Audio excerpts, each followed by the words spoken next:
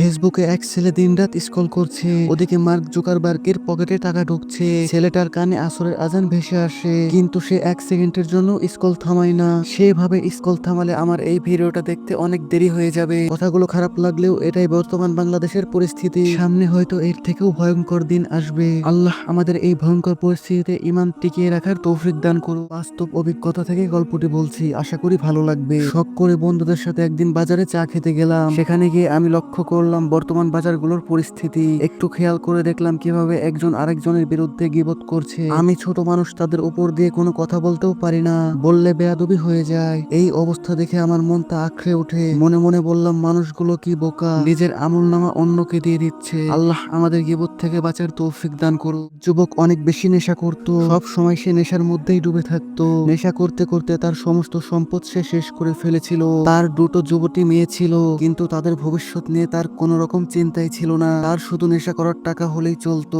এমন ভয়াবহ পরিস্থিতি দেখে তার পরিবার তাকে জেলে দিয়ে আসে। তারপরেও তার অবস্থার কোনো অবনতি হয় না। আল্লাহ আমাদের এই ভয়াবহ নেশা থেকে বাঁচার তৌফিক দান করুন।